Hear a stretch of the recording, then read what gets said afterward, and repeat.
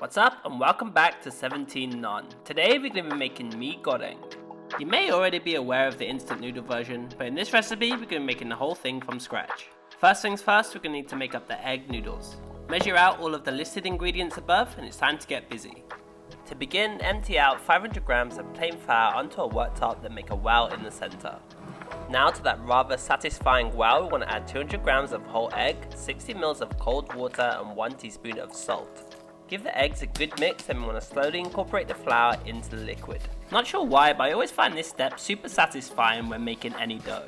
Continue to gradually fold in the flour, and when it becomes more manageable and looks something like this, we can clean off the chopsticks and begin to knead by hand. There's no real technique here, all we want to do is make the dough nice and cohesive. At this stage the dough may seem pretty dry, but try not to add any more water as this can mess around with the hydration of the noodle.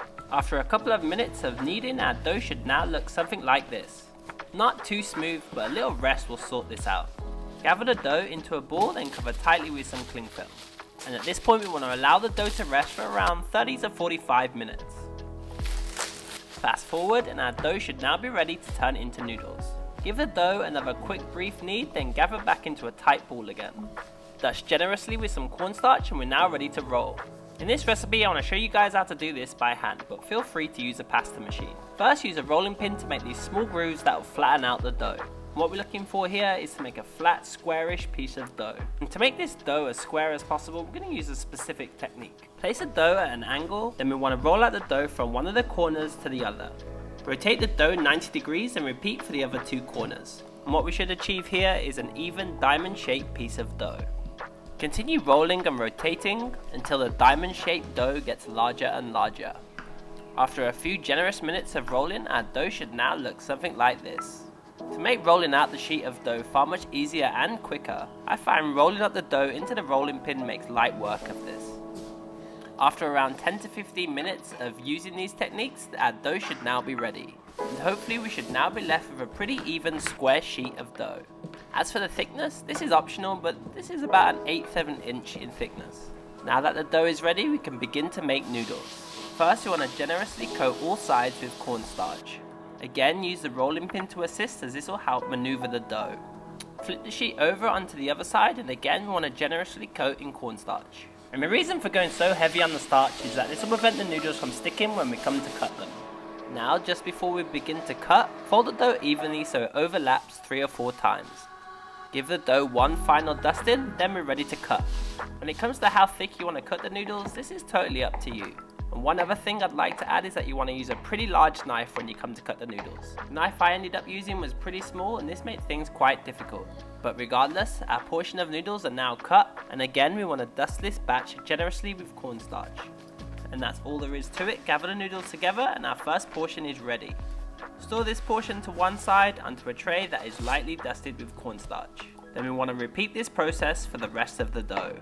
To be honest, you could really speed up this process using a pasta machine.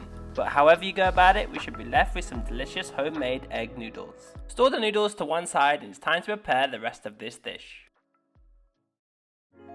When it comes to Mee Goreng, you can pretty much add whatever you like. But for this recipe, we're going to be making a seafood version made up of shrimp and squid. The shrimp I'm using have the shells removed and the deveined, therefore we'll cook these as they are. Next up, I've got some whole squid, but this might need a little bit of work. First, remove the head and tentacles, then take away this little beak. Slice up the tentacles into bite-sized pieces, and then we can go back to the squid tube and remove the outer membrane. You don't have to do this, but I find this can be a bit tough. When that's done, remove the guts from the tube, remove this plastic looking spine, and finally slice up the squid into bite-sized rings. And when the squid's all sliced up, our seafood should now be ready and we can move on to preparing a few vegetables. As for the vegetables, this is optional, but this is what I like to add. Peel then slice 2 carrots into strips, then into a fine julienne. Finally mince a few garlic cloves. Wash, pick and cut a bunch of choy into bite-sized pieces.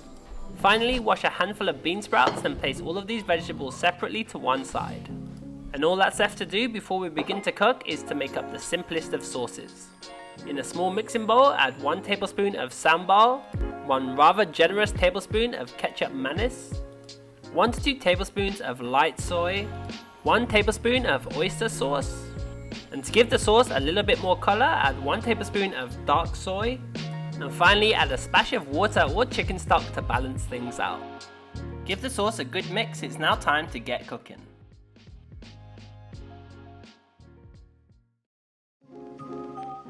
Before we begin to stir fry, we need to get a pan nice and smoking hot. Add a good drizzle of cooking oil, then wait for the pan to start to smoke. When ready, we can first go in with the prepared shrimp. Stir fry these for around 30 seconds on each side. And take care not to fry for too long as these can overcook pretty quickly. After around a minute of frying, we can now go in with the sliced squid. Now that all the seafood is added, continue to stir fry for a further minute. Then again at this point the same principle applies, you don't want to overcook the seafood. Now that the seafood's just about cooked, remove from the heat and place onto a plate for now. Keep these to one side and we'll come back to these shortly. Just before we continue to stir fry, we can now cook the noodles. Grab 1 or 2 portions of the noodles and add to boiling water. As these noodles are fresh, they'll only take around 1 to 2 minutes depending on thickness. As you can see, the noodles are now nice and plump and just about cooked. Drain really well, then keep these chilled to one side for now. Now that everything's prepared, it's time to bring this Mee Goreng together. Place a pan or wok back onto a high heat and add another drizzle of oil. Add some of the sliced carrots, choice some, and some minced garlic. Just like the shrimp, we want to cook the vegetables until just about cooked. After a minute or 2 of stir frying, the vegetables should now be soft and it's time to throw in the egg noodles. As the noodles are pretty much cooked, we only want to stir fry these for a few minutes and get them nice and crispy. When crispy, we can now go in with the Mee Goreng sauce that we made earlier. Keep the heat nice and high and we now want to reduce the sauce. After another minute or so, the sauce should now be coating the noodles nice and tightly. And at this point we can now add all of the seafood that we stir fried earlier. Give the noodles a further quick mix, then it's time to finish this Mee Goreng with some fresh bean sprouts. Adjust the seasoning if needed, then at this point the noodles are just about ready to serve. Remove from the heat and it's time to plate this thing up.